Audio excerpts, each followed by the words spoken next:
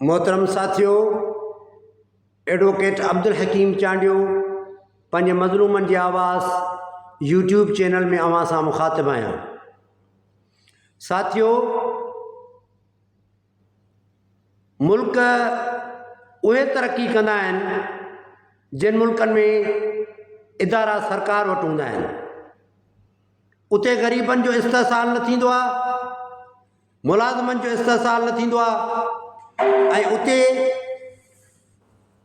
मुस्तक़िल मुलाज़मत कंदड़ माण्हू जेके हूंदा आहिनि उन्हनि जी पेंशन हूंदी आहे, बेनिवलेंट फंड हूंदो आहे, ग्रेजुएटी हूंदी आहे, मेडिकल जूं फैसिलिटीज़ हूंदियूं आहिनि, बोनस हूंदा आहिनि, ऐं उन्हनि खे एनुअल इंक्रीमेंट्स मिलंदियूं आहिनि। कैजुअल डेज़ जा जेके लीव इनकेशमेंट थींदी आहे ऐं सभई मुराद उन्हनि खे मिलंदा आहिनि जेके उन्हनि इदारनि जा मुस्तक़िल मुलाज़िम हूंदा आहिनि ऐं उहे इदारा सरकारी इदारा हूंदा आहिनि।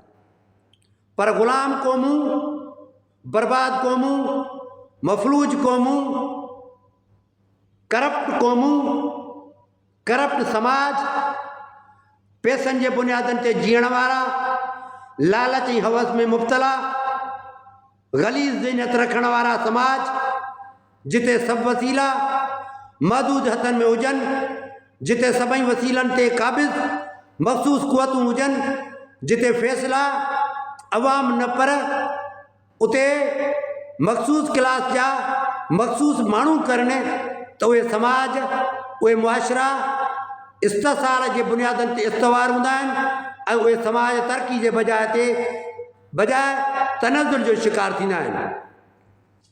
हीउ पाकिस्तान एक्सपेरिमेंटल बुनियादनि ते हलायो थो वञे। कॾहिं हिकिड़ो थो तजुर्बो कयो वञे, कॾहिं ॿियो थो तजुर्बो कयो वञे, कॾहिं टियों थो तजुर्बो कयो वञे, ऐं उहे तजुर्बा 1947 खां वठी हलंदा था रहनि। टेक्नोक्रेट जा तजुर्बा, कॾहिं ऑफिसरनि खे हुकूमत ॾेई छॾियो आहे उहे तजुर्बा, कॾहिं फ़ौजी आमरियतूं आयूं उहे तजुर्बा, कॾहिं लूली लंगड़ी जमहूरियत आई उहे तजुर्बा, कॾहिं सिविलियन मार्शल आई उहे तजुर्बा, कॾहिं इलेक्शन खटी हिकिड़ा आया, हुकूमतूं ॿियनि खे मिलियूं उहे तजुर्बा, कॾहिं मुआशरे जे वफ़ादार माण्हुनि खे बेवफ़ा गद्दार करार ॾेई करे उन्हनि जे मथां कूड़े क़िस्म जा मनसूबा जोड़े करे उन्हनि खे नाअहल बनाइण जा प्लान जोड़े ऐं अॻिते वधण जूं सोचूं रखण वारा मुआशरा। तव्हां कल्ह जेको ख़ान साहब इमरान ख़ान जे ख़िलाफ़ जेके मनसूबा जोड़िया पे त उनजी पार्टी खे बैन था करियूं ऐं इमरान ख़ान जे मथां, आरिफ अलवी जे मथां, कासिम सूरी जे मथां हिते उहे केस मुक़दमा दर्ज थींदा जेके नाअहली जा हूंदा ऐं गद्दारी जा हूंदा। पर बैन अल-अक़वामी प्रेशर, बैन अल-अक़वामी इदारनि जॾहिं ॾिठो आहे त फरवरी 2024 जी इलेक्शन इमरान ख़ान खटी आयो आहे, त कल्ह तव्हां PTI जे मथां जेका पाबंदी मढ़ण लाइ वञी रहिया हुयो उहो कल्ह प्रोग्राम तव्हां मुआख़िर कयो आहे, मुलतवी कयो आहे। साथियों, सभु कुझु खपाए छॾियव, PTCL, स्टील मिल, बैंकूं, हाणे PIA, उन खां पोइ ॿिया इदारा तव्हां खपाईंदो।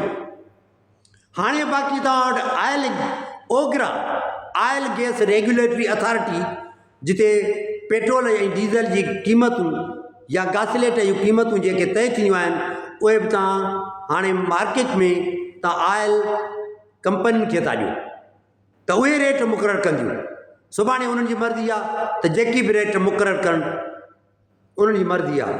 कहिड़ी बि रीति माण्हुनि जो जिस्म तां रतु ऐं जिस्म तां मास उहो लाहिनि।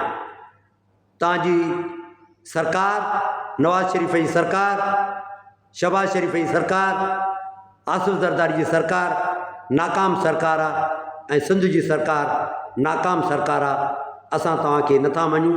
हिन दस्तूर खे, हिन कानून खे मां नथो मञां, मां नथो मञां, मां नथो मञां, मां नथो मञां। महिरबानी साथियों।